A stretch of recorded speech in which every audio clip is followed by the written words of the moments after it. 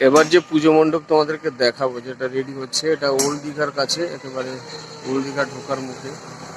দীঘা হিন্দু সার্বজনীন দুর্গোৎসব কমিটি, এটা একেবারে নতুন পুজো মণ্ডপ।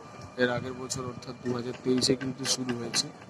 চলো কিভাবে মণ্ডপ সজ্জা চলছে, ঠাকুর কেমন বানানো হচ্ছে তোমাদেরকে দেখি।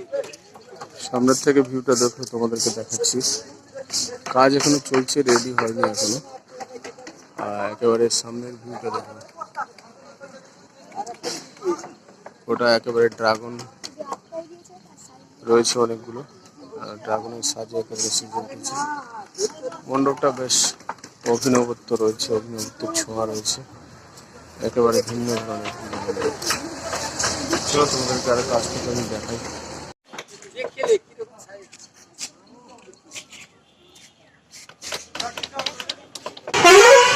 ফর্মের উপর একেবারে ড্রাগন বানানো হয়েছে, কাছ থেকে তোমাদেরকে দেখাচ্ছি ফর্মের উপর। আর গোটা যে কাপড়গুলো ব্যবহার করেছে, একেবারে কাপড়ের সাথে সামঞ্জস্য রেখে গোটা কাজটা, এই যে চালচিত্রগুলো অপূর্ব সুন্দর হয়েছে। ফর্মের তৈরি চালচিত্রগুলো দেখো, একেবারে নিখুঁত কাজ, তার সাথে বিভিন্ন ধরনের গ্রাম্য চিত্র ফুটিয়ে তোলা হয়েছে।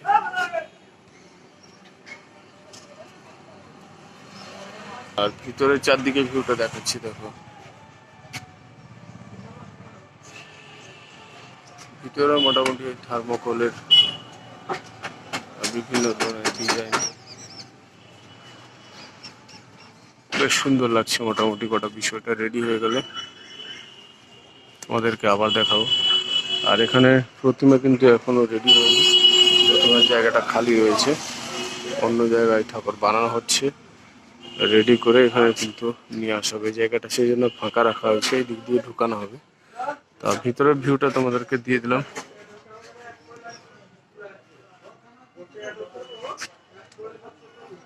এই হচ্ছে মোটামুটি গোটা পুজো মণ্ডপ।